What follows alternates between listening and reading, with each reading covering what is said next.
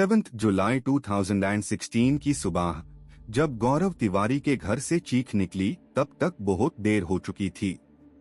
Bathroom का दरवाजा अंदर से बंद था और इंडिया का सबसे बड़ा पैरानॉर्मल इन्वेस्टिगेटर जहर खा चुका था। लेकिन ये कहानी उतनी सिंपल नहीं है जितनी दिखती है, क्योंकि जो आदमी 6000 हॉन्टेड जगहों पर इन्वेस्टिगेशन कर चुका हो, जो भूतों से डरता नहीं था, वो अचानक सुसाइड क्यों करेगा?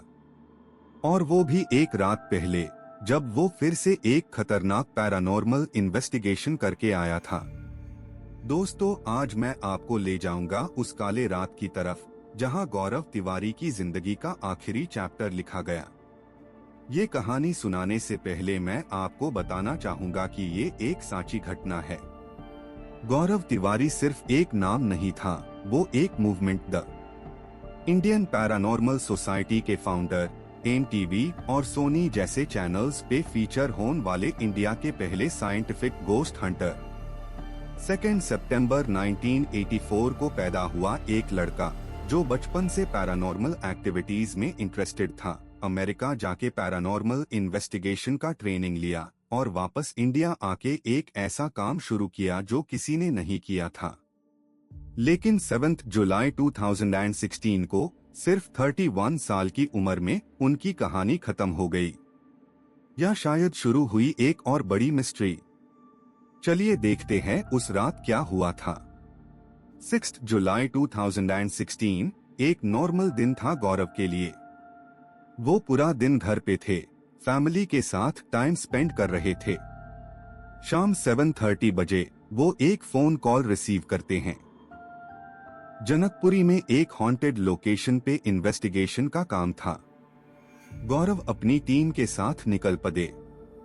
उनकी वाइफ को पता था कि ये उनका रूटीन है, इसलिए उन्होंने कुछ स्पेशल नहीं सोचा। रात 1 बजे के आसपास गौरव घर वापस आए, थके हुए लेकिन नॉर्मल लग रहे थे। फैमिली मेंबर्स से बात की और सीधा अपने रूम में चले गए। कुछ देर बाद वो बाथरूम में गए और फिर एक जोर की आवाज आई, किसी चेयर्स के गिरने की आवाज। फैमिली मेंबर्स दौड़े बाथरूम की तरफ। दरवाजा अंदर से बंद था। कितना भी नॉक किया, कोई रिस्पॉन्स नहीं आया। दरवाजा तोड़ना पड़ा और जब वो अंदर गए तो गौरव जहर खा चुके थे, बाथरूम के फ्लोर पे बेहोश पड़े थे। हॉस्पिटल ले जाया गया लेकिन कुछ नहीं हो सका। गौरव तिवारी को डेड डिक्लेयर कर दिया गया। अब शुरू हुई असली मिस्ट्री। दिल्ली पुलिस ने इन्वेस्टिगेशन स्टार्ट की। उनकी वाइफ ने बताया कि गौरव वर्क स्ट्रेस और डिप्रेशन से जूझ रहे थे। इंडियन पैरानॉर्मल सोसाइटी को फाइनेंशियली स्टेबल करना मुश्किल हो रहा था। उनके कोलीग्स और क्लाइंट्स से लड़ाई होती थी। प्रेशर बहुत था। पुलिस ने केस को सुसाइड डिक्लेयर कर दिया। लेकिन यहाँ पे दो कैंप्स बन गए। एक तरफ वो लोग जो मानते थे कि हाँ, वर्क प्रेशर की वजह से गौरव ने ये कदम उठाया, लेकिन दूसरी तरफ उनके कोलीग्स, टीम मेंबर्स और पैरानॉर्मल कम्युनिटी में लोग जो इस थ्योरी को नहीं मानते थे। क्यों? क्योंकि गौरव ने अपने आखिरी दिन तक कोई ऐसा साइन नहीं दिया था। उन्होंने फ्यूचर प्रोजेक्ट्स प्लान किए थे, इन्वेस्टिगेशन स्केड्यूल रेडी था, सोशल मीडिया पे एक्टिव द, और सबसे बड़ी बात, जो आदमी हजारों हॉन्टेड लोकेशंस पे इन्वेस्टिगेशन कर चुका हो, जो प्रोफेशनल तरीके से पैरानॉर्मल एक्टिविटीज को हैंडल करता हो, वो इतनी आसानी से सरेंडर कर जाएगा। दोस्तों, अब मैं आपको बताता हूँ कुछ और फैक्ट्स जो इस केस को और मिस्टीरियस बनते हैं।